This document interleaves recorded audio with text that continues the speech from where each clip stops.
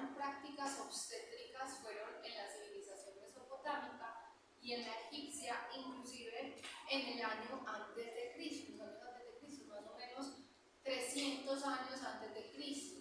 ¿Por qué evidenciamos eso? Porque en las figuras rupestres en muchas ocasiones se visualizaba dibujos de técnicas obstétricas, ¿cierto? De auxiliar, de ayudar, de intervenir en esos procedimientos de parto, y generalmente lo hacían mediante la tracción. Posteriormente, en Roma, en el año de 1900 y hasta unas civilizaciones mucho más posteriores, 1950, se practicó mucho la práctica de la fetotomía. La fetotomía, vamos a ver más adelantico, que consiste en diseccionar, literalmente partir un feto que ya está muerto para facilitar su extracción o su expulsión. Eso se hace comúnmente cuando el feto es muy grande y ya se sabe que está muerto, ¿sí? Sin embargo, vamos a discutir un poquito más adelante de esa práctica de fetotomía, de cuáles son las ventajas, las limitaciones y si realmente es una práctica que valga la pena realizar. Entonces, antes de empezar a hablar de distocia, recordemos un poquito ese proceso fisiológico del parto. Acordémonos que todo comienza cuando el feto se estresa, y se estresa porque ya no hay un espacio suficiente, porque ya está tan grande que el útero es insuficiente para estar en confort. Entonces, como el feto se estresa, hay una liberación de ACTH, es decir, de hormona liberadora de adrenocorticotrópica, ¿sí?, que es liberada por la adenohipófisis del feto y estimula la liberación de cortisol a nivel de la corteza adrenal del feto. Recordemos que ese cortisol, si no se acuerdan, entonces los invito a que se devuelvan a la clase de Repro 1. Ese cortisol lo que hace es la conversión o la fabricación o la liberación de unas enzimas que me van a convertir la progesterona placentaria en estrógenos. Entonces, recuerden que pues, durante toda la gestación la progesterona está muy elevada, pero gracias a la liberación de ese cortisol lo que hace es convertirla en estrógenos. Menos estrógenos a nivel placentario, menos progesterona, más estrógenos. Entonces, esos estrógenos comienzan a activar la contractibilidad del útero, aumentar contracciones, aumentar secreciones. Esas secreciones me empiezan a ayudar a lubricar todo el tracto reproductivo. Esas contracciones empiezan a hacer que haya una presión del feto a nivel de esa bolsa que está tan llena de líquidos y que se empiece a posicionar a nivel fetal. Adicionalmente, recuerden dos cosas: los estrógenos sensibilizan al útero para que se empiecen a expresar receptores OTR, ¿sí? Entonces los receptores OTR oxitóxicos están expresados y una vez se posiciona el feto en el útero, en el canal blando del parto, en el cervix, entonces hay una estimulación que denominamos el reflejo de Ferguson. Es el reflejo de Ferguson, que es básicamente este estímulo cervical, me genera altas cantidades de oxitocina que van a pegarse hacia los receptores oxitóxicos que ya están expresados gracias a la sensibilización que hizo los estrógenos. Al unirse la oxitocina con su receptor, se promueve la liberación de prostaglandina P2 alfa y adicionalmente esa prostaglandina P2 alfa también es promovida gracias al cortisol que empezó a liberar estrógenos. Esa prostaglandina P2 alfa va a alisar el cuerpo lúteo y si se alisa el cuerpo lúteo cada vez hay menos progesterona, cada vez hay más estrógenos. Adicionalmente, acuérdense que la prostaglandina P2 alfa es la señal permisiva, hace retroalimentación positiva para otra hormona muy importante que es la relaxina. Y la relaxina va a relajar casi que por completo esos ligamentos pélvicos, ese canal blando del parto, y se favorece la expulsión. Cuando cualquiera de estos procesos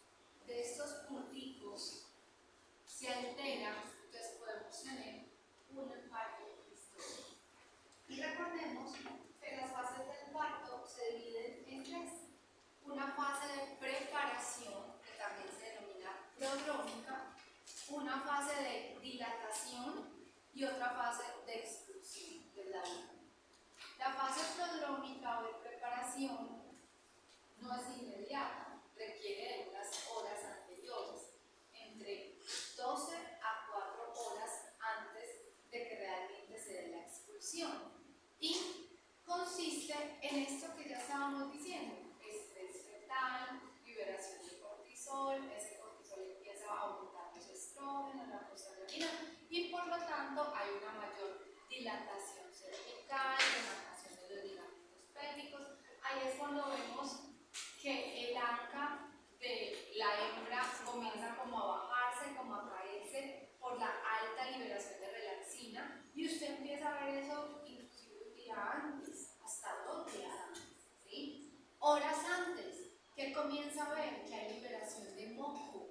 ¿Por qué? Porque esos estrógenos van a generar una licuefacción, un rompimiento del tapón de Wharton. Ese tapón que estaba allí sellando el canal ganado del parto, por efecto de los estrógenos, comienza a eliminarse, como a volverse más líquido y a salir por pulpa.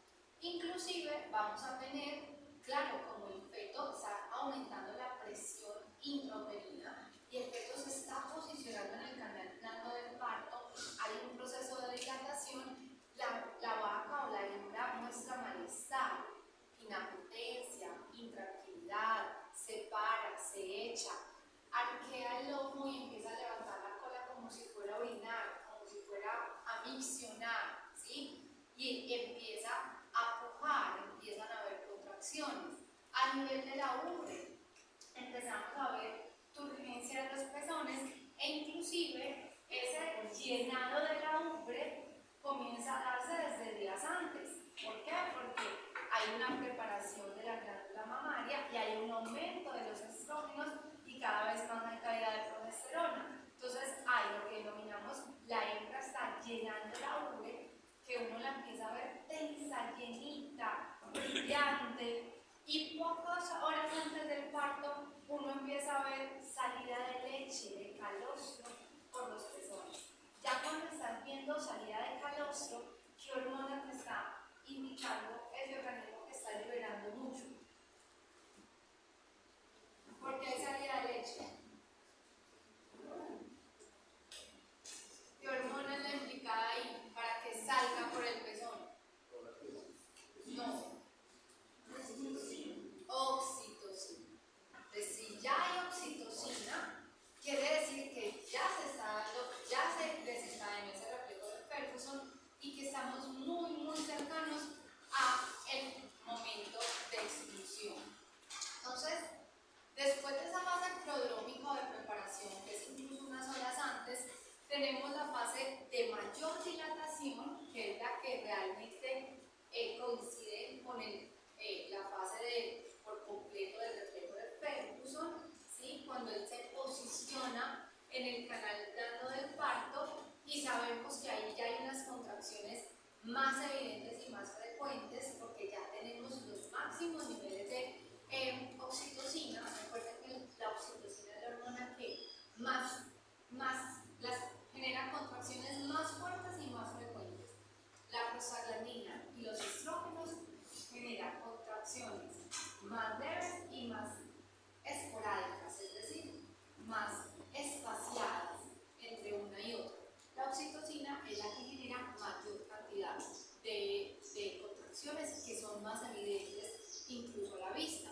Aquí es cuando la cría tiene que tomar una posición, una estática fetal adecuada. Que si recordamos, esa estática fetal, la vamos a recordar ahorita, es de presentación longitudinal anterior, posición dorsosacra y actitud de cuello y extremidades anteriores extendidas. Ahorita lo vamos a ver. Por último, tenemos la fase de expulsión. Expulsión tanto de la cría como de las membranas placentarias. Que recordemos que esa expulsión en los bovinos debe ser de 0 a 12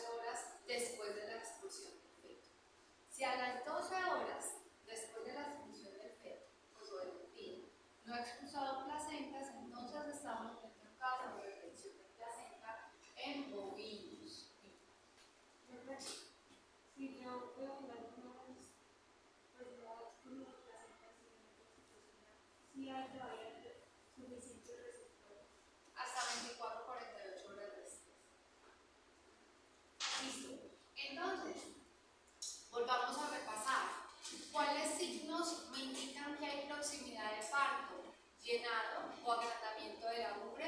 Recordemos que esto incluso se da mucho antes, no me va a indicar horas.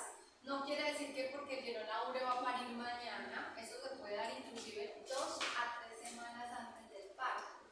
Pero sí estamos en esos días próximos al parto cuando tenemos ese llenado de la ubre.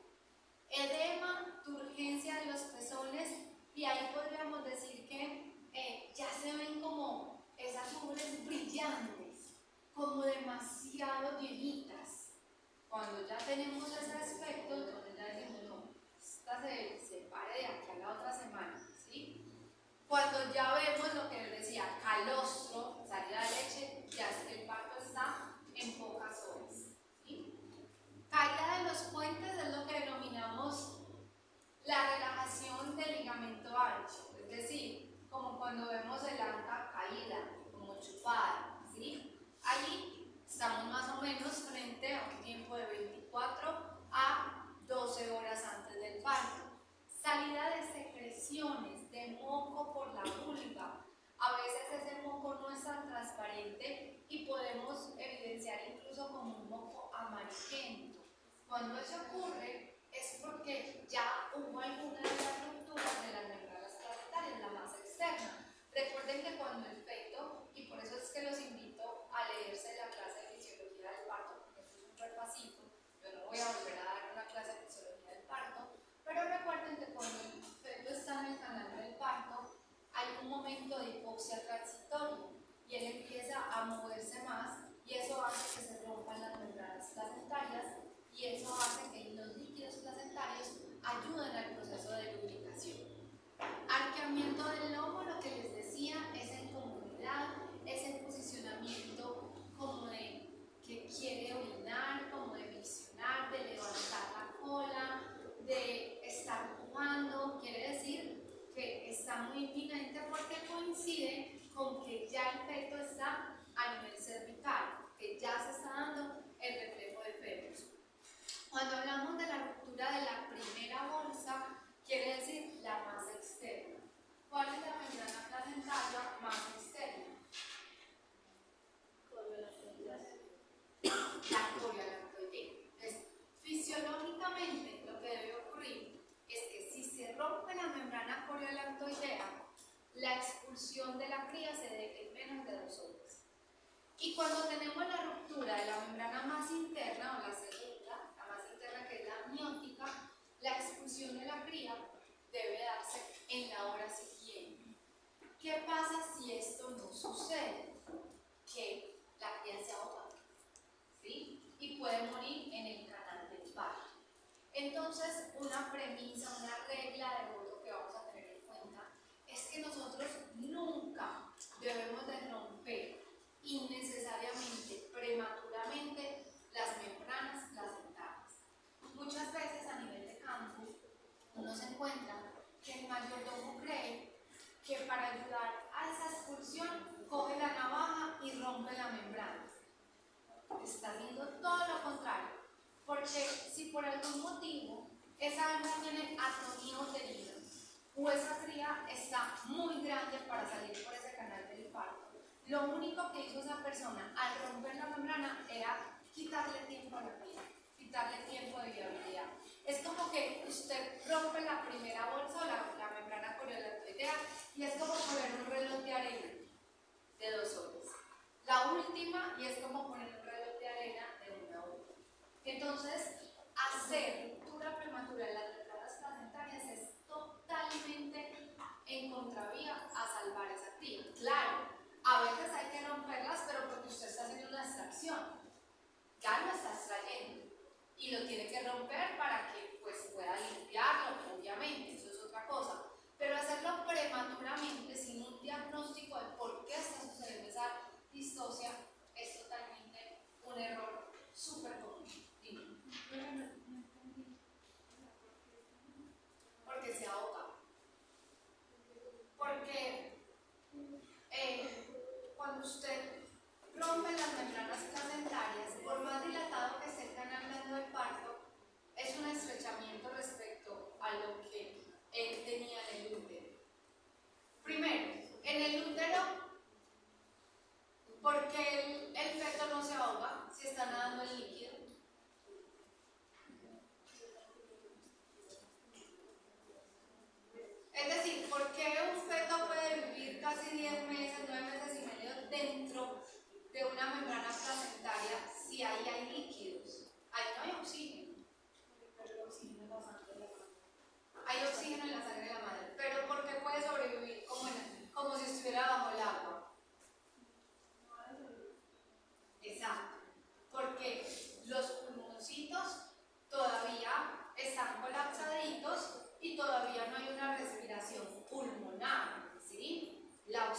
dilatación viene de la sangre de la madre. ¿Qué pasa? Cuando por primera vez él sale al exterior, él tiene contacto, hay rompimiento de esa membrana, hay una dilatación de esos pulmones y él tiene que empezar a respirar. ¿Cierto? ¿Cierto? ¿Estamos todos de acuerdo? Listo.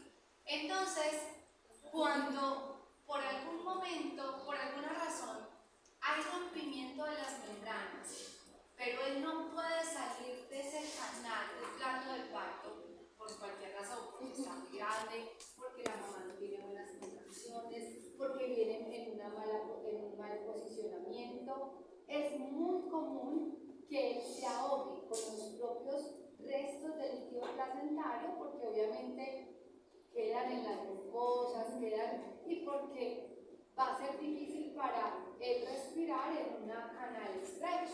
Háganse de cuenta que ustedes están en un túnel súper estrecho con poco oxígeno, se pueden ahogar, ¿sí? Hay mayor producción de CO2 y se ahogan y se mueren. Entonces, nunca se debe hacer ruptura prematura, porque mientras él esté envuelto en las membranas, él todavía tiene los pulmoncitos, por así decirlo, colapsaditos. Todavía no ha hecho esa primera inspiración y todavía no hay riesgo a que haya un proceso de ahogamiento. ¿Sí? ¿Listo? Profe, pero entonces el cordón umbilical sigue. Claro, sigue. Pues es que hay muchas opciones. Eso no es así siempre.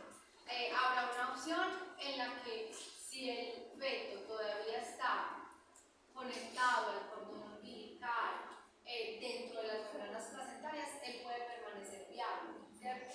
Habrá otra opción en la que hay ruptura del cordón umbilical y ruptura de la placenta y puede morir ahogado. Habrá otra opción, ¿sí me entienden? O sea, cada parto es un mundo diferente, cada distocia es un mundo diferente. Por eso es que nunca va a haber una receta para manejar un parto distóxico, porque cada distocia puede tener sus complicaciones, ¿sí? Entonces, lo que vamos a aprender a determinar es qué tengo que hacer yo, qué paso a paso tengo que seguir, pues para tratar de evidenciar qué es lo que está mal, ¿sí? O cómo actuar cuando sospecho de que algo está mal, o cuando yo decir, no, definitivamente tengo que hacer una cesárea, porque acá no tengo muchas maniobras para hacer, o se me acaba el tiempo. Pero cada parto distóxico es diferente. No podemos decir, siempre que ocurra, entonces porque hubo la ruptura de la primera membrana, o siempre que no, cada uno es diferente. Bueno, muy bien. Cuando hay un proceso fisiológico, todo esto es fisiológico, ¿cierto? De dilatación cervical, es decir, los estrógenos empiezan a aumentar y entonces la cría que estaba antes dentro del útero empieza a posicionarse en el canal del parto. Ese posicionamiento no siempre es fisiológico, no siempre es como debería ser. Y entonces ahí vamos a hablar un poquito de las inadecuadas estáticas fetales.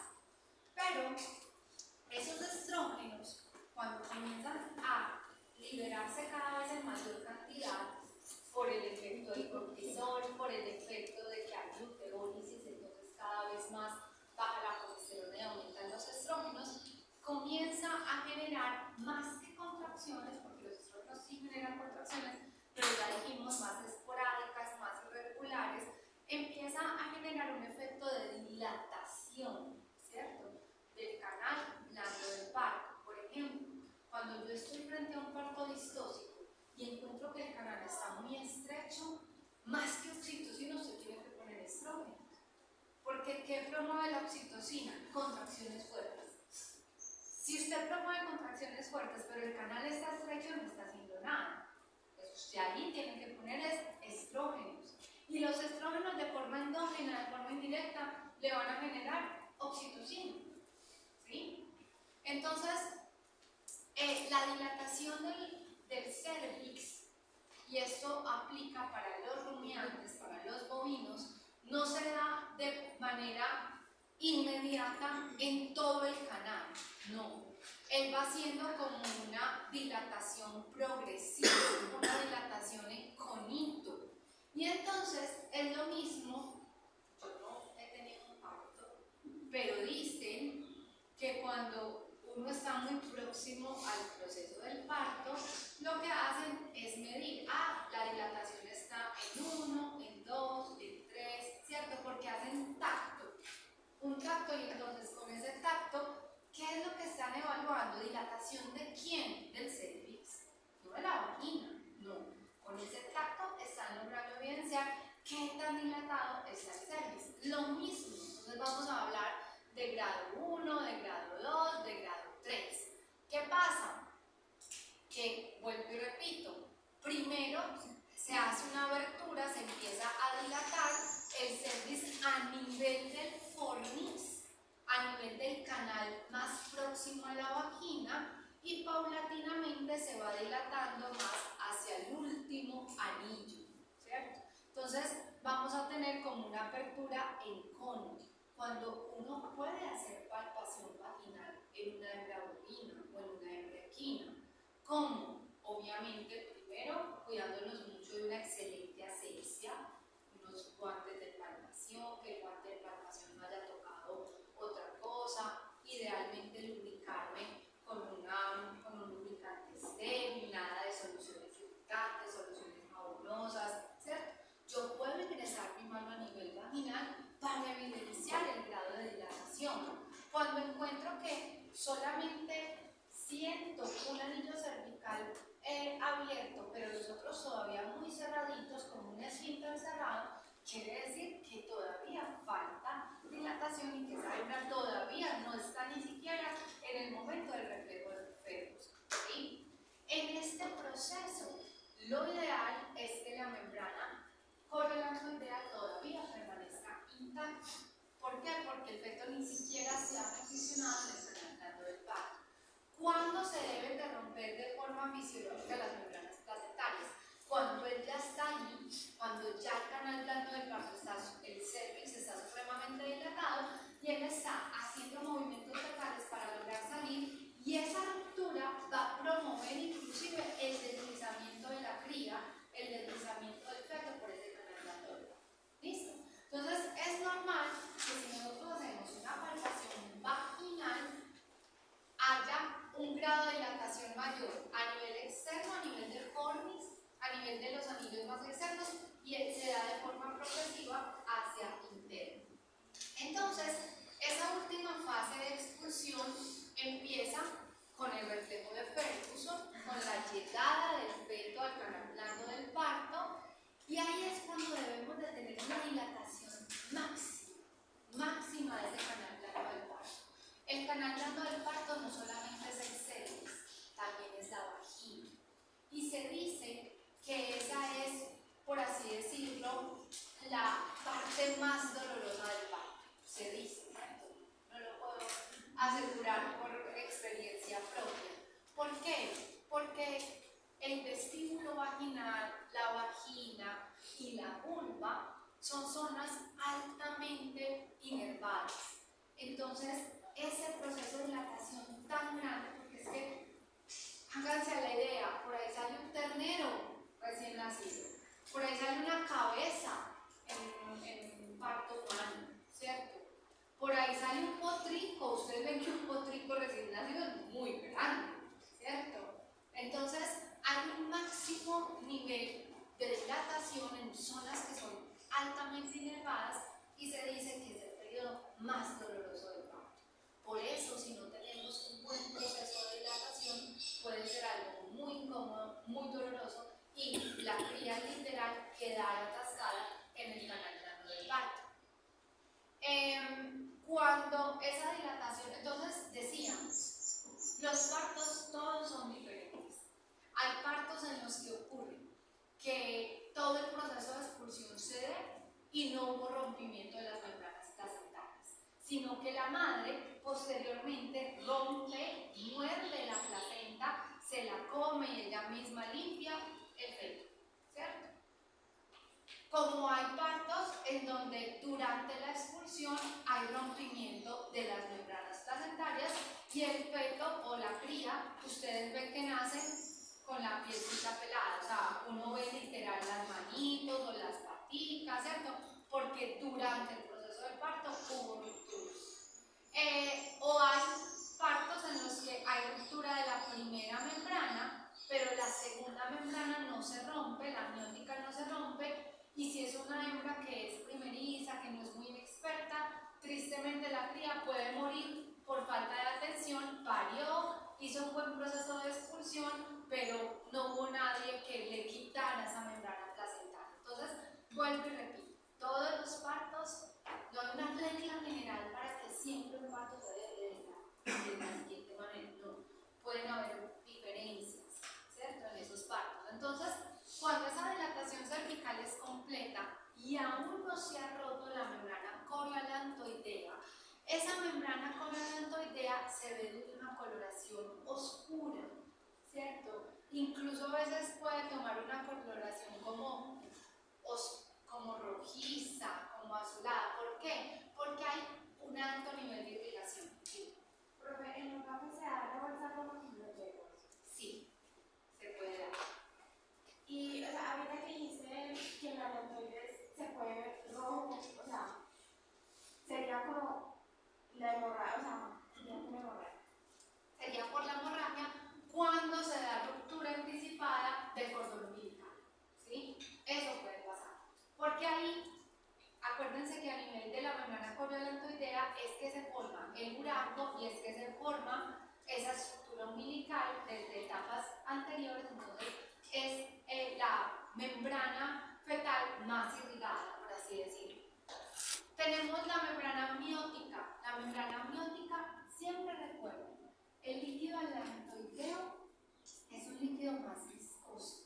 Es un líquido que a término en una gestación no va a ser transparente. Ahorita les voy a mostrar algunas fotografías, incluso algunos tienen como un color ámbar.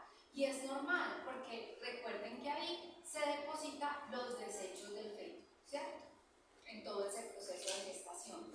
Mientras que el líquido amniótico, que acuérdense que la bolsita, la membrana amniótica es la más interna, la que sirve de amortiguación del feto, ese sí es un líquido mucho más transparente. Cuando vemos una membrana un poco más blanquecina, se ve así por la cantidad de líquido y por el grosor de la membrana, esta es la membrana amniótica, la más interna. Quiere decir que ya hubo ruptura de la membrana coriolantoidea. Y sabemos que es la amniótica porque uno puede literal observar partes fetales a través de esa membrana amniótica, porque es la más interna. O sea, ¿qué le sigue después de la membrana amniótica internamente? El feto, ¿cierto? Entonces, realmente lo complicado es que muchas veces cuando solicitan la ayuda de un veterinario para atender un parto distóxico es cuando ya ha pasado mucho tiempo, es cuando ya en la finca han intentado, se han roto membranas y recordemos lo que decíamos, en la medida que más tiempo pase en la ruptura de la última membrana, lo ideal es que la expulsión se dé hasta una hora después de la ruptura de la membrana amniótica. Pero si eso no sucede, le estamos restando la vida del feto. Entonces muchas veces llegamos a tener un parto distóxico y ya el feto casi que ha perdido sus reflejos vitales. Está débil, está frío, está hipotérmico, ¿sí? Imagínense que hace poquito, pues antes de pandemia, nos tocó que estábamos en una práctica en la granja por CICES, práctica como la que hacemos nosotros. Y ya estábamos ahí casi terminando como muy al mediodía y nos llaman de CIMEX que había un parto distóxico de una cabrita y todos arrancamos, los estudiantes, yo arrancamos para allá y les cuento una cosa, se le veían las manitos a la cabrita y yo la tocaba, ya había ruptura de membranas, claro, ese parto había empezado desde la madrugada, pero ellos ya habían intentado y nos llamaron cuando ya había pasado mucho tiempo y esa cabrita la tocábamos, era helada, hipotérmica. Yo le alaba la patica ella casi ni respondía, se movía muy poco y yo, miércoles, esta cría está para morir. Le pusimos la prostaglandina, le pusimos los estrógenos, no, ustedes no se imaginan, éramos agachados, yo quedé de baño, la sacamos, estaba muy grande para el canal del parto. Tuvimos que hacer extracción forzada y cuando la sacamos era súper débil, la teníamos que frotar, pero se salió. Entonces, ¿qué es lo que pasa? La anécdota es para contarles que en muchas ocasiones acuden a la ayuda profesional cuando ha pasado mucho tiempo y cuando ya el animalito está a punto de morir, la cría o ya está muerto. Entonces, lo ideal es en esos partos, claro, no intervenir si no es necesario, pero siempre estar súper vigilantes. Por eso es que uno, cuando sus hembras están próximas a parir, las pone en el potrero más cerquita de la casa, en el corral más cerquita, para estar chequeando constantemente y que eso no pase. También he tenido anécdotas, criaderos de colegas o de amigos, en donde por ejemplo, hace poquito, una cría se murió, nació, pero quedó ahogada en su propia placenta. Eso es muy triste. Que se haya dado la expulsión, claro, era una yegua primeriza, no tenía la experiencia, hay unas que son malas y más, también sucede. No le quitó, no se comió la placenta, al otro día tempranísimo encontraron la potranca para acabar de buscar en una hambrita totalmente desarrollada, envuelta en la miel. ¿Sí? Entonces son cosas que no deben pasar, que uno tiene que estar vigilante, sobre todo cuando ya tiene esos signos de parto. Bueno, dudas, dime. Una pregunta, pero es algo Carlos. Con las yeguas, ¿cuándo se puede considerar la suspensión de protesta después del parto? Muy buena pregunta. Idealmente las yeguas tienen que expulsar la placenta dentro de las 2 horas después del parto. Incluso ellas muchas veces requieren de 1 hora. Pero si más de 2 horas no he expulsado el parto, tú ya dices, uy, aquí hay una retención. ¿Listo? Porque el tipo de placentación es muy diferente al del bovino y debe darse mucho más rápido, al ser microcotiledonaria, difusa, entonces no hay esa unión tan estrecha entre una válvula y cotiledón. Y los resultados de la oxitocina seguirían esas 24 a 48 horas igual. Sí, pero háganse de cuenta que es como también un relojito de algo. En esas primeras 24 horas, los receptores de oxitocina van a estar expresados. En la medida que más pase el tiempo, disminuye más la expresión de esos receptores. Entonces puede haber variabilidad entre una hembra y otra. Hay hembras a las que tú le pones una oxitocina 24 horas después de la expulsión y responden muy bien. Hay hembras que no tanto, que ya empieza a ser un poquito más refractario. Lo ideal es utilizar la oxitocina dentro de las 24 horas, máximo 48 horas. Porque ya después de las 48 ya sí son muy pocas las que se responden a la oxitocina. A no ser de que hagas una sensibilización primero con estrógenos, que puede resultar mejor, porque acuérdense que endógenamente, ¿qué hacen los estrógenos? Favorecer la expresión de esos receptores OTR, ¿cierto? Entonces, si tú haces previamente una sensibilización con estrógenos, mejoras el efecto de esa oxitocina. Muy bien, entonces, ¿a qué le denominamos parto distóxico? A un parto difícil, ¿cierto? A un parto prolongado, difícil, diferente al parto eutóxico, que es el parto fisiológico, seguro, fácil, natural, en aquel que no hay por qué intervenir. Vuelvo y repito, en la medida que tú no tengas que intervenir un parto, muchísimo mejor, ¿sí? Solamente estar vigilante, sin intervención alguna, pero si hay que intervenir, hay que hacerlo oportunamente. ¿En qué especies son más comunes los partos distóxicos? En el bovino es relativamente común y paradójicamente es más común en razas más grandes que en las más pequeñas. Hay una incidencia hasta del 25%. ¿Por qué? Porque a las razas grandes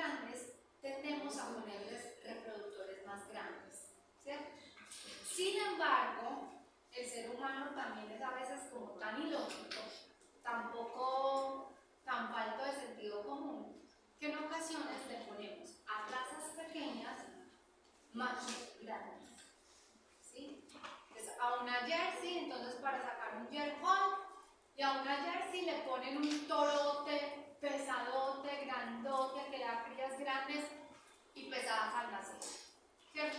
Eso es un error total porque están aumentando enormemente la incidencia de partos vistosos. O a una yegua, que las yeguas realmente son las menos propensas a los partos distóxicos. A una yegua criolla colombiana le pones un caballo frisón. O le pones, hoy que están tan de moda, un jeep. Por Dios, dámosle sentido lógico al asunto, ¿cierto? ¿Por qué no lo hace al revés? ¿O por qué no hace una selección? Porque uno sabe de reproductores que generan crías más pequeñas al nacer, ¿cierto? O de razas pues, que estén adecuadas a esa amplitud de pelos.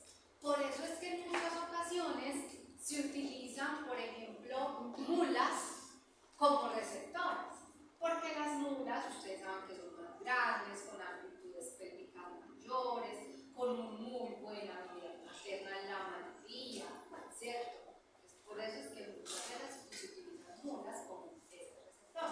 Pero entonces, en el momento de selección hay que ser bastante lógicos y bastante precisos. Las cerdas, a pesar de que es una especie que realmente no se reporta una alta cantidad de partos distóxicos, eso es muy variable y eso depende mucho. Les voy a contar.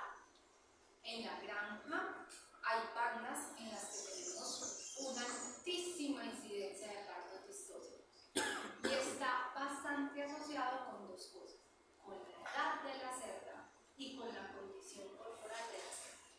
Miren, hay bandas en las que estos rotantes ustedes tienen que sacar a cada lechón por palpación, asistida. Cuando uno se va a ver al historial, claro, es una cerda bastante adulta, 7, 8, 9 partos. En la medida que la cerda aumenta, va disminuyendo su capacidad de contracción, se van haciendo úteros más pendulantes y la condición corporal alta al momento del parto es totalmente detrimental para que no haya una buena contracción y no haya una buena dilatación y haya una incidencia de parto vistoso. ¿Qué pasa? Que a veces, pues nuestra granja, realmente la realidad es que no tiene la tasa de reposición ideal de una granja comercial, ¿cierto? Nosotros, o sea, por especie, lo ideal es que una cerda máximo tenga 7 partos y que entre el sexto y séptimo parto ya sea reemplazada por otra cerda más joven. En nuestra granja tenemos cerdas de hasta 9 partos. ¿Por qué? Porque es un complejo de condiciones administrativas. Entonces uno llega y dice acá, hay que reponer cerdas. Ah, no espere que desde el administrativo se le dé el visto bueno, la firma al presupuesto. Y ese visto bueno y esa firma al presupuesto tiene que pasar por peranito, por el rector, por sultanito. Entonces hay un montón de diligencias administrativas que retrasan el proceso, no como en una granja que uno dice quiero comprar una cerda y entonces ya la cotizo, tal, la compro. No, aquí hay pues cierta complejidad. ¿Sí? Ah, no, ¿cómo así que va a comprar una cerda si usted al principio del año no dijo que iba a comprar una cerda? Usted tiene que prever el presupuesto, ¿cierto? Entonces, cosas que a veces nos dificultan y bueno, entonces decimos, trabajamos como podemos, ¿cierto? No podemos descartar a todas las cerdas al séptimo parto porque sabemos que se nos van a demorar en aprobarnos acá, entonces nos quedamos sin cerda, ¿cierto? Entonces, hay una complejidad y es lo que hay y hay que aprender a trabajar con eso. Pero sí es importante cuidar la condición corporal al momento del parto. En perras, chicos, en hembras caninas, hay una altísima incidencia en partos distóxicos en razas braquicéfalas y en razas miniatura, todo lo contrario al bovino. ¿Por qué? Porque razas braquicéfalas generalmente tienen cabezas muy grandes, ¿sí? Y chatas, y es mucho más probable que haya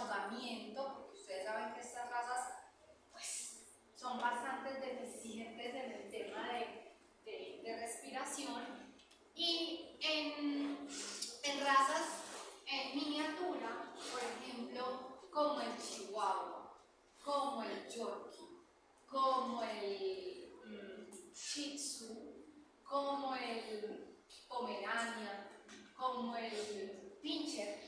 ¿Por qué? Porque a pesar de que son racitas que tienen muy bajo número de cachorros por camada, ellas son muy pobres en amplitud pélvica, ¿cierto? Entonces, ustedes ven que estas razas también son todas cabezoncitas al nacimiento y es casi que una distosia fija. Entonces, es muy importante, vuelvo y repito, volver a hacer una buena selección de reproductor y muchas veces en estas razas uno ya sabe, hay que programarles cesárea de una vez. ¿Para qué? Para disminuir la probabilidad que se te mueran, porque es muy, muy común que se le mueran a uno todos los cachorritos en el momento del parto e incluso la perrita, ¿cierto? Entonces, para hacer un mejor manejo, así como en humanos, que cuando hay una gestación de alto riesgo, pues le dicen a la mamá, no, señorita, hay que programarle cesárea, y la cesárea se programa y se tiene toda pues la atención dirigida pues, a salvar esos cachorros. Profe, la condición corporal en yeguas también afecta. Claro, total. Porque es que la condición corporal lo que más afecta es capacidad de dilatación y contracción, ¿cierto? Entonces, también es común en yeguas, a pesar de que en yeguas no son tan comunes los partos distóxicos como en otras especies, es más común en yeguas muy gorditas al momento del parto y eso es muy común, porque es que yo no sé a los propietarios de equinos por qué les encanta ver a los caballos obesos, les encanta, ¿sí? Porque creen que son más bonitos, que son más, pero es supremamente detrimental. Vamos a ver ahorita qué otras condiciones afectan o predisponen. Por ejemplo, el hecho de que hagan poco ejercicio antes del parto, que estén muy sedentarias. Y eso es algo que va en contravía, por ejemplo, de un sistema de producción porcícola. Porque las pobres cerdas son encerradas en jaula. ¿Qué ejercicio van a hacer? ¿Cierto? Cerdas que están en pastoreo, que están en corrales, tienen menor incidencia de partos distóxicos que las pobres cerdas que están en una jaula todo el tiempo. Las yeguas que están todo el tiempo en pesebrera, lo ideal es 2 meses antes del parto, obviamente no necesitarlas ni que llevarlas a una cabalgata, no, porque ustedes saben que el estrés agudo puede generar una disminución en la producción de progesterona, pero sí caminarlas, y pues como a las mamás, yo veo que a las mamás que están en embarazo les dicen que se tienen que ejercitar, que yoga, que piscina, porque si están muy sedentarias incluso se predispone a otras enfermedades metabólicas, lo que se denomina preeclampsia o un aumento exagerado de la presión sanguínea, diabetes, un montón de condiciones que pueden generar una amenaza para el parto y para la gripes al bebé. Con los mini-horses que tienen tantos partos distóxicos, es más, o sea, me imagino que ahí es también por conformación, por reproducción, por obesidad, pero también la condición corporal nos mantiene como son unos tanquecitos. El mini horse o el pony es como el chihuahua o el pomerania de los perritos. O sea, eso es casi que fijo un parto distóxico, porque, claro, si bien es una cría que también es bonita, la pony tiene una amplitud de pelvis muy pequeña. Por eso es que entonces vemos que generalmente estos ponis o mini horse, lo ideal es monitorear el parto porque hay una altísima probabilidad de parto distóxico y se deben de extraer por extracción forzada o a veces cesárea. ¿Sí? Sí. Yo, por ejemplo,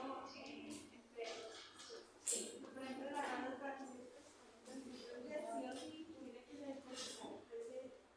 sí, son muy pocos los que no. Pero, por ejemplo, en miniatura, uno podría programar cesárea y uno tiene que hacer, o sea, exigir la cesárea, pues, si la perra entra en el parto, deja que ella las pague. Pues hay dos tipos de cesáreas, las que tú programas y no esperas a ese momento del parto, y esa programación de la cesárea hay que hacer un seguimiento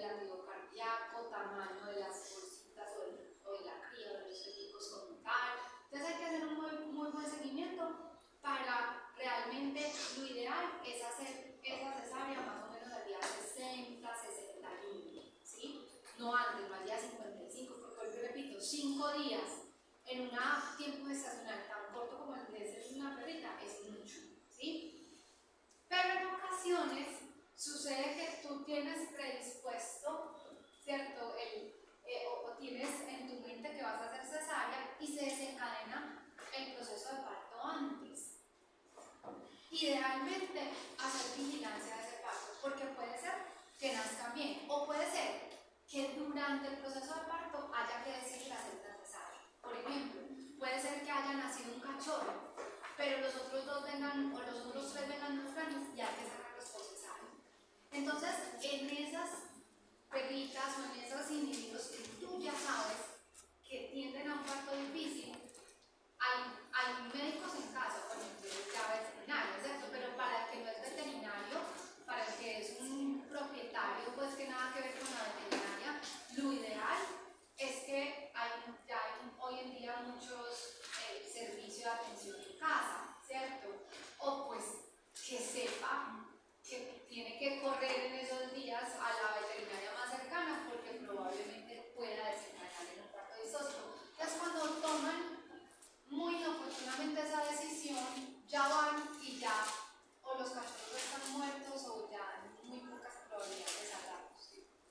Las dosis de estradiol, la progesterona y la oxitocina que se utilizan durante la lactancia serían las mismas. Para nada. ¿En caninos? No, pues, ¿En yegua? Sí. No, en cada especie es diferente. Por ejemplo, dosis de prostaglandina en yeguas, 10 miligramos totales. Cuando estamos hablando de una prostaglandina como el minoprost, natural. Dosis de cloprostenol o de una prostaglandina sintética de 100 a 200 microgramos. Entonces miren que es incluso hasta menos de la mitad de la dosis de un bovino. ¿Sí? Entonces, eso hay que tenerlo en cuenta. Yo decía era como las mismas de como anteriorcino, la progesterona, la yegua o eso, no hay tres especies. O sea, de las que vimos. ¿Cómo así anterior? Sí. O sea, sería la misma entonces. En los quistes, sí. Sí. Sí. O sea, la dosis de por especie siempre va a ser esa dosis. Sí. En caninos, pues pucha. Bueno, eso es un cuento aparte, pero yo les cuento. La verdad es que a mí no me gusta mucho utilizar prostaglandina en caninos porque tiene unos efectos colaterales enormes. Vómitos, diarrea, cialorrea. Así usted puede matar una perrita por una sobredosificación de prostaglandina en 2 años.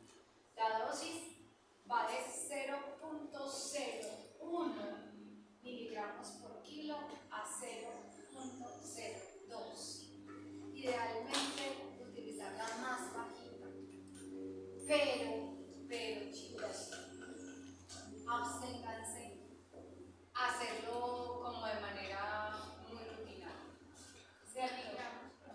Miligramos por kilogramo. Pero, o sea, vuelvo y repito, hay que tenerlo bajo una vigilancia. Miren, muchas veces, que el biómetra, que lo ideal en una hembrita como estas caninas es llevar a cirugía y hacer OVH. ¿Sí?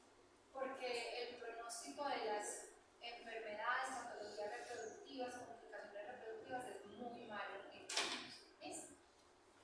Bueno, en los hounds, en los que son razas largas, tiende a haber una menor probabilidad de partos disóstolos. Bueno, vamos a recordar un poquito el concepto de estática fetal. Recordemos que hay 3 aspectos que evaluamos, que son la presentación, la posición y la actitud. Entonces recordemos que la presentación es la relación del feto respecto a la columna de la madre. ¿Sí? Entonces, esta es la madre. Yo no soy muy buena dibujando. Voy a hacer. ¿Cierto? Esta es la columna de la madre. Acá están las patitas. Acá está la columna. Entonces, es la relación que hay entre esta columna y la columna del feto. Obviamente, jamás un feto va a estar totalmente en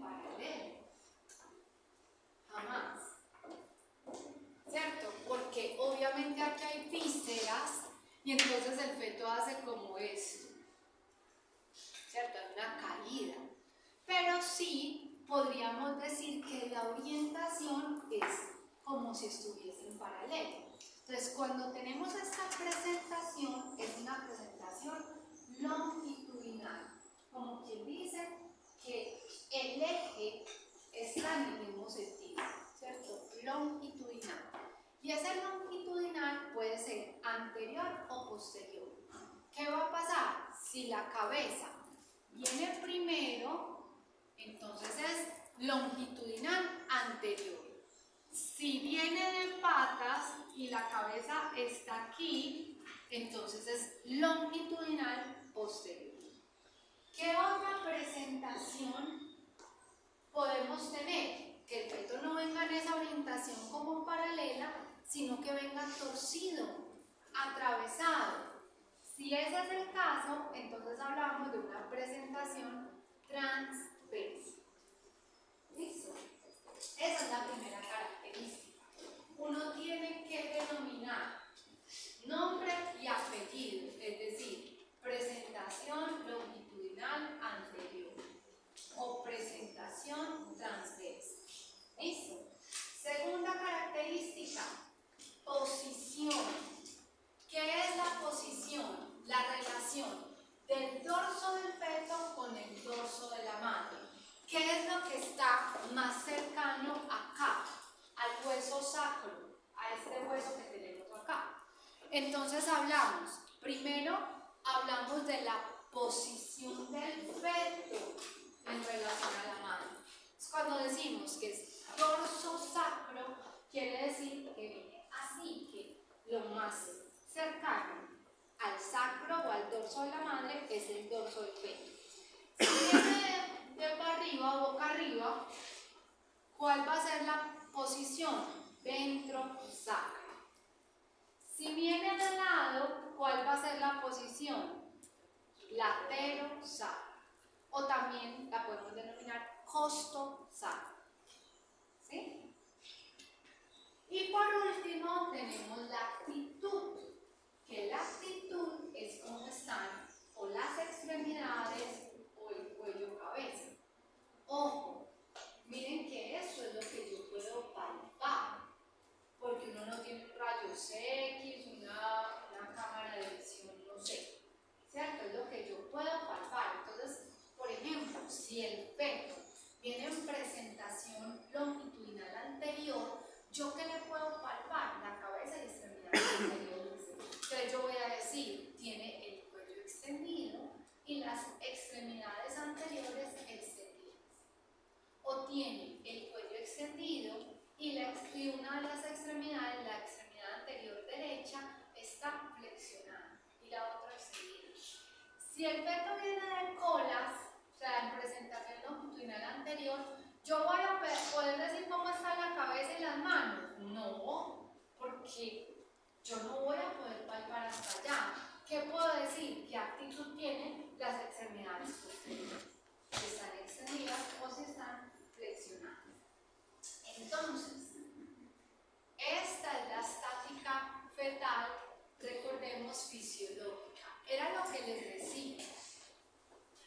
Él nunca va a estar totalmente paralelo, ¿no? Es decir, una caída. Es más, había un profesor súper fresco, que es el doctor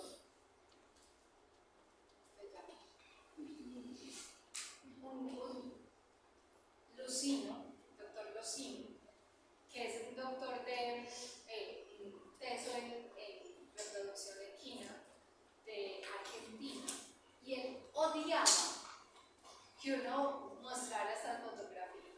Odiaba, porque él decía, eso es súper alejado de la realidad.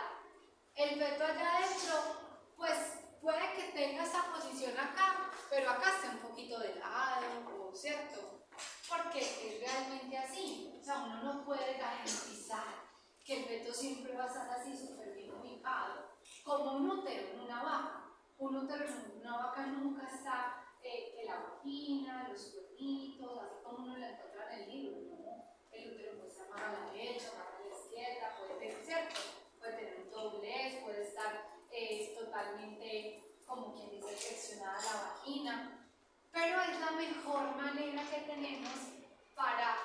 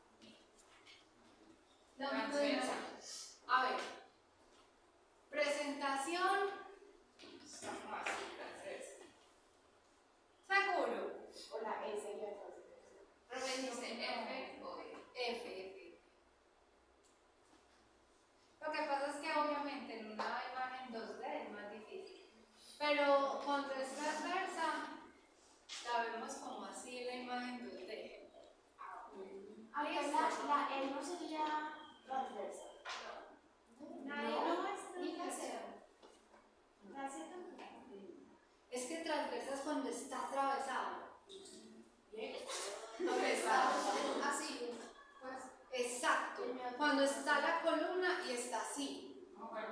Sí. Como perpendicular. Cuando esta es la columna y la cría está.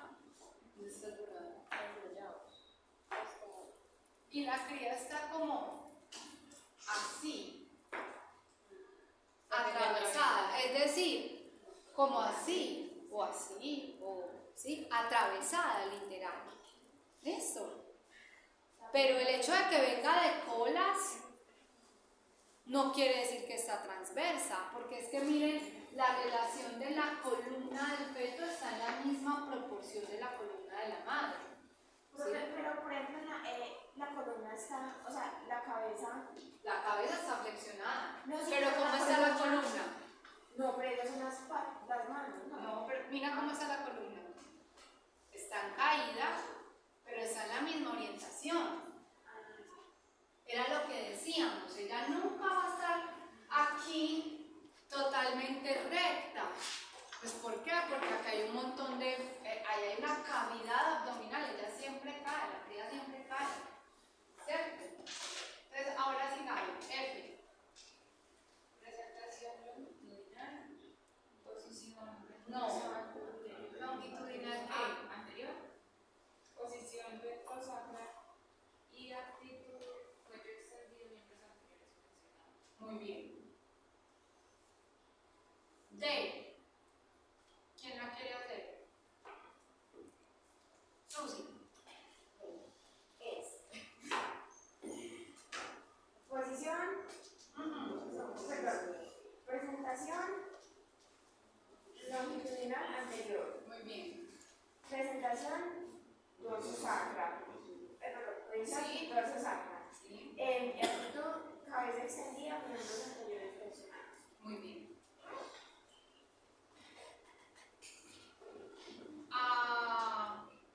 Juan. Eje. Presentación longitudinal posterior, Muy bien. posición dorsosacra, Sí. actitud de cuello extendido, Lo que puedes palpar. a miembros posteriores flexionados. Súper bien. Muy bien. Sofi. La K. Presentación longitudinal posterior. Esa es difícil, porque esa es transversa. Sí, lo que pasa es que vuelvo y repito, en una imagen 2D es muy difícil, pues, pero miren que, pues no sé cómo decir, pero está como atravesada. La foto también sería transversa. Sí, transversa. Miren que si usted palpara la L, sí, también. Si usted palpa, ¿qué siente la columna? Aquí está para el otro lado, pero si usted palpa, usted siente extremidades, incluso puede sentir anteriores y posteriores al mismo tiempo, porque está así. Si usted palpa acá, usted siente pelvis, o sea que ella no está longitudinal, ¿sí? Entonces miren que estas tres son transversas. Obviamente, vuelvo y repito, en una imagen 2D es difícil, pues, como mostrarlo súper bien. Pero listo, digamos. La K, presentación. Realmente cuando uno habla de transversa, uno solo dice transversa. Sí.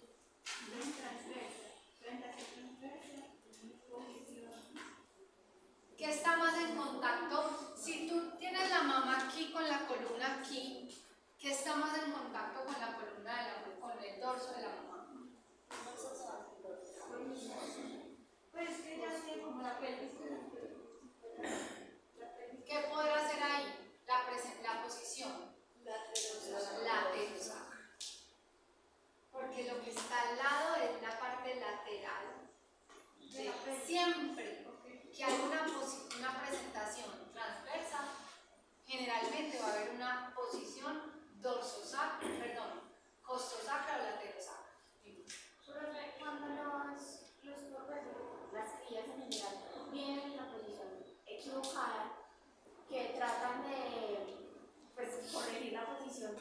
hay un gran riesgo de ruptura de membrana vascular. Sí, por eso es lo que vamos a hablar. O sea, ¿Cuándo no se puede sabe. corregir y cuándo no? A veces se puede corregir, a veces no. Eso lo vamos a decir. Entonces, ¿en qué seguimos? Posición. Laterosacro. Ajá. Actitud, miembros anteriores y posteriores. Pues, sí, sí. Aplica para politocas. Lo que pasa es que en politocas a veces es difícil,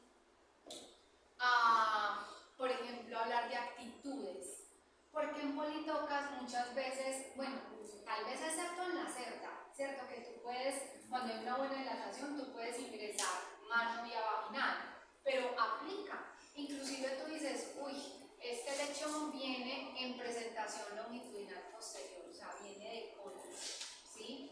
O viene en una presentación transversa. Aplica para los dos, ¿sí? En cerdas tal vez es mucho más fácil, pero en un canino a veces es muy difícil porque tú a duras penas puedes hacer una dilatación digital, una palpación digital, pero no te permite nada más. Pero en cerdas aplica. Y lo ideal, vuelvo y repito, es que en la cerda también tenga una estática fetal como esta. Pero como son tantos, es muy difícil. Y es ahí cuando tienes que entrar a ayudar con palpación, a sacar un lechoncito que viene en presentación transversa, que viene, incluso al final de esa presentación vamos a hablar un poquito de ese parto distóxico en cerdas, cómo lo manejamos. A veces hay que alar, a veces hay que utilizar maniobras tal cual en un bovino, ¿sí? Bueno, ¿está claro esto? Sí. En la L, ¿cómo se describiría la actitud? También. Ahí no palpable. Actitud no palpable. Si usted no siente ni extremidades, ni cabeza, ni qué va a decir, usted no puede suponer actitud no palpable. Muy buena pregunta. Listo, chicos. Entonces, de acuerdo a esto, podemos nosotros hablar de causas de distocia. Y vamos a clasificar las causas en causas mediatas y causas inmediatas. ¿Cómo así que causas mediatas?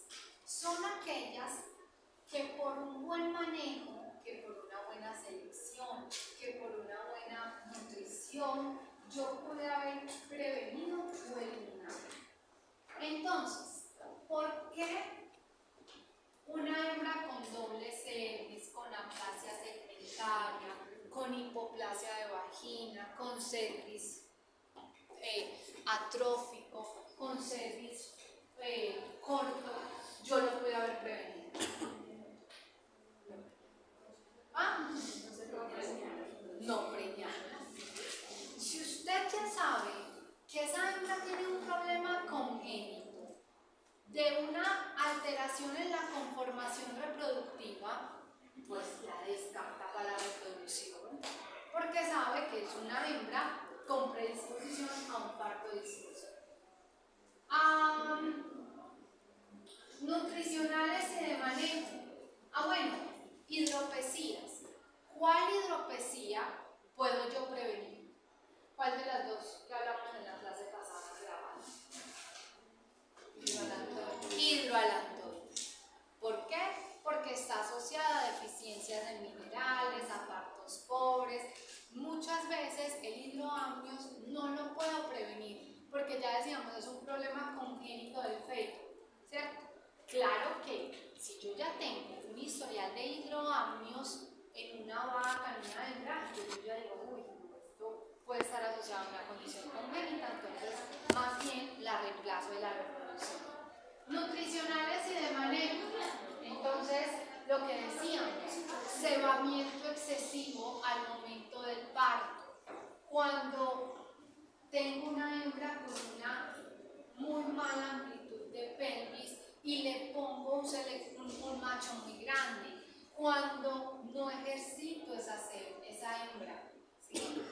Cuando, ojo, tengo excesos de condición corporal, pero obviamente también cuando tengo una condición corporal muy pobre al momento del parto, porque una condición corporal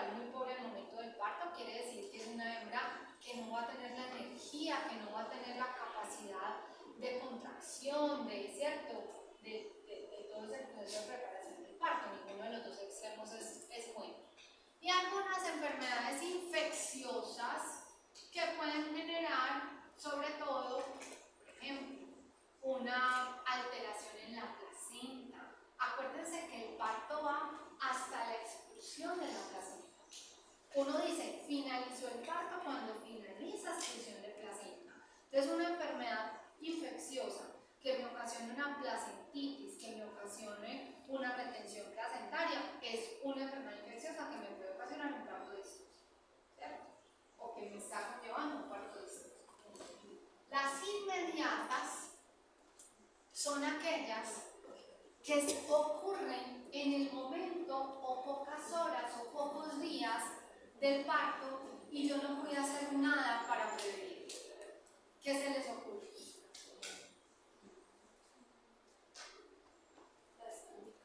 La estática, ¿no? Porque ¿quién le dice a usted que es que ese ternero, que es que ese potro no se va a acomodar como se tenía que acomodar? No, eso es muy difícil de predecir, ¿cierto? Y eso no va a estar asociado a condiciones de manejo, ¿cierto? Eso es en un momento específico. Listo. A su vez, las causas de distocia pueden clasificarse como causas maternas o causas fetales. Entonces, maternas, pues todo lo que tiene que ver con la mamá que generó ese parto dificultoso. Entonces, una atonía uterina, una falla en la dilatación, un tumor, una anomalía congénita, una torsión, un cebamiento excesivo, falta de ejercicio, ¿sí? Todas aquellas que me generan o que provienen o que son causadas por un mal manejo de la madre o por una condición de la madre.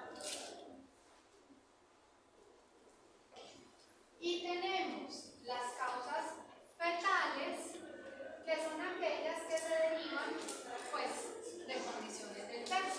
Entonces, estática fetal anormal, cuando tengo fetos que denominamos absolutamente grandes, ahorita vamos a ver que hay dos maneras. Hay lo que denominamos fetos relativamente grandes y absolutamente grandes. ¿Qué quiere decir eso? Cuando yo tengo un feto absolutamente grande, quiere decir que la pelvis, que yo hice una buena selección de la hembra, que la pelvis es normal. Lo que pasa es que ese feto creció absurdamente grande y entonces es muy grande para esa pelvis, ¿cierto? Cuando yo tengo fetos relativamente grandes, no es que el feto sea grande, sino que la pelvis es estrecha, ¿sí? Exacto. Entonces, cuando tengo fetos absolutamente grandes, usted no tiene cómo haberlo prevenido, porque usted hizo una buena selección del macho, de la hembra, pero ese feto creció absurdamente enorme, ¿cierto? Entonces es una causa inmediata y fetal. Pero cuando yo tengo un feto relativamente grande, o sea, que no es que el feto sea grande, sino que es grande para esa pelvis, es porque usted hizo una mala selección de la mamá o del macho, y entonces ahí sería una causa mediata, porque usted lo pudo haber prevenido, y materna, porque realmente el problema es que la pelvis es estrecha para ese feto. ¿Eso está entendido? Monstruosidades, alteraciones congénitas a nivel fetal, hidroamnios, podría ser por una causa fetal. Cuando tenemos partos múltiples en hembras que son monotocas, cuando tenemos mellizos, cuando tenemos trillizos, en hembras que deberían tener solo una cría, eso es una causa de distocia y es fetal. Mellizos, trillizos, en animales uníparos, monstruosidades fetales, tamaño excesivo de partes fetales, gigantismo fetal. Hay un síndrome que se denomina el síndrome del ternero grave y está asociado a procesos de in vitro o de clones. Y se cree, cuando uno hace un proceso de producción in vitro de embriones o un clon, uno lo que hace es suplementar los medios con hormonas como FSH,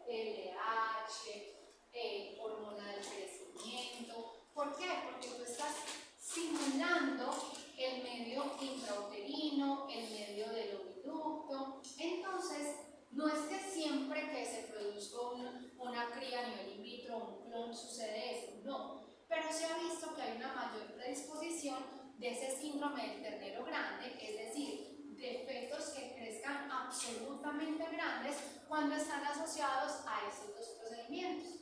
Y una hipótesis es que por más que nosotros busquemos simular esas condiciones in vitro artificiales en laboratorio de esos ambientes, pues obviamente no va a ser perfecto, no va a ser totalmente igual a lo que es un medio natural. Entonces ahí vienen condiciones como la epigenética y puede generar, sobre todo por un aumento en las dosis hormonales con las que se suplementan los medios. Por ejemplo, los medios para embriones se suplementan muy comúnmente con algo que se denomina suero fetal bovino. ¿Para qué? Para darles nutrientes. Entonces, obviamente, a pesar de que uno hace estos procedimientos in vitro en laboratorio, usted no tiene 100% controlado todas las variables. La naturaleza es muy sabia, ¿cierto? Entonces, se ha visto una mayor predisposición a ese síndrome del ternero grande o a fetos absolutamente grandes y que pueden generar bajo viscosidad. Vuelvo y repito, no en el 100% de los casos, pero hay una mayor probabilidad. Otras causas fetales, chicos: momificación, maceración, fetos enfisемatosos, que acuérdense que decíamos, muchas veces esas estructuras no son abortadas, sino que incluso van más allá de la gestación, del tiempo gestacional. Y luego usted tiene que promover la expulsión y generan una expulsión inadecuada, dificultosa de esa familia, porque obviamente no hay un proceso fisiológico de desencadenamiento del parto. ¿Sí? ¿Dudas? Entonces, para ir terminando, esto es un resumencito. Causas de distocia maternas fetales. Maternas tenemos las relacionadas a la conformación anatómica, falta de dilatación, atonía uterina, hernias, deficiencia de calcio. Eso lo vamos a ver cuando tenemos hipocalcemias, hipomagnesemias, torsión uterina, cuando tenemos cebamiento excesivo, falta de ejercicio. Fetales, de las que tienen que ver con el tamaño fetal, pues fetos relativamente grandes, que sabemos que estos están un poco más asociados a la mamá que al feto. Fetos absolutamente grandes, ¿sí? Bueno, cuando las gestaciones duran más allá de lo que debe durar, tienden a tener fetos más grandes, ¿cierto? Entonces también es probabilidad de un parto distóxico, estática fetal inadecuada y la condición del parto de mellizos o gemelares en hembras que deben ser unípares. La próxima clase, entonces, vamos a comenzar con qué maniobras obstétricas yo puedo hacer para resolver un parto distóxico. La primera, todo lo que tiene que ver con mutación, es decir, cambiar, tratar de mejorar la estática fetal. La segunda, extracción forzada. La tercera, vamos a hablar un poquito de fetotomía, aunque es un procedimiento que a mí casi no me gusta, porque es un procedimiento muy cruento, pero hay que conocerlo, ¿cierto? Y por último, la cesárea. En esta clase no vamos a hablar de cesárea, pues vamos a mencionarla, cuándo se debe hacer, pero es una práctica que es una técnica, como es una técnica quirúrgica, ustedes lo van a ver en clínica. ¿Listo?